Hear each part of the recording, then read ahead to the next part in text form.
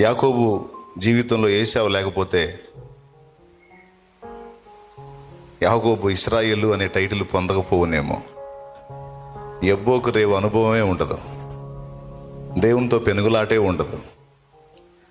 So యాకోబు దేవునితో పెనుగులాడి విజయాన్ని సాధించి ఇశ్రాయేలు అనే టైటిల్ పొందడానికి యాకోబు జీవితంలో ఒక ఏశావు అవసరం అయ్యాడు. అలాగే దావీదు చరిత్రలో నిలబడటానికి ఒక గొల్యాతు అవసరమయ్యాడు. అలాగే మోషే చరిత్ర ప్రసిద్ధిగాంచడానికి ఒక ఫరో అవసరమయ్యాడు.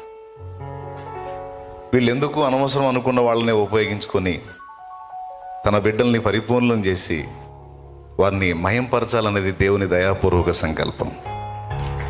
ఈ కోణంలో మనం మన జీవితాల్లో ఎదురవుతున్న పరిస్థితులను ఆలోచించినప్పుడు, మన జీవితాల్లో మనకు అనుమతించబడినటువంటి వ్యక్తులు కావచ్చు, పరిస్థితులు కావచ్చు, అవన్నీ తరచి చూస్తే మన మహిమ కోసమేననేది మనకు అర్థమైంది. సో మొదటి విషయం ఏంటంటే, దేవుడు మనల్ని ప్రేమిస్తున్నాడు, చాలా ప్రేమిస్తున్నాడు. కనుకనే మన బ్రతుకుల్లో కూడా ఫరోలు ఉంటారు, మన బ్రతుకుల్లో కూడా ఏశావులు ఉంటారు. ఏశావులు తగిలితేనే మనం ఇశ్రాయేలుగా మారేది, ఏశావులు తగలకపోతే మనం ఇశ్రాయేలుగా. కాబట్టి మనం కూడా గొల్యాతులను ఫేస్ చేయాల్సి వచ్చింది. వాళ్ళని కూలగొట్టినప్పుడే మనం ఘనపరచబడే అనుభవాల్లో గుండా ప్రయాణం చేస్తాం. సో మంచి సందేశం. ఈరోజు మీరు ఏ ఏ అనుభవాల్లో గుండా ప్రయాణం చేస్తున్నారో, మీ ముందు నిలిచినటువంటి ఆ పరిస్థితులేవో మీకు తెలుసు.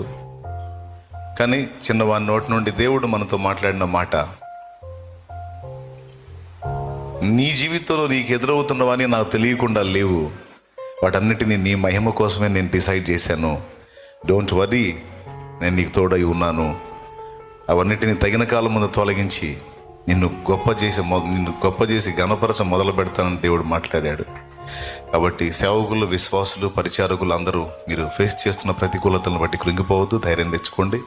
తప్పకుండా దేవుడు రాబోతున్న దినాల్లో మన పోరాటాల్లో మనకు జయం ఇచ్చి ఆశీర్వాదకరమైన అంతస్తులకు మనల్ని తీసుకెళ్తాడు. ఆమేన్.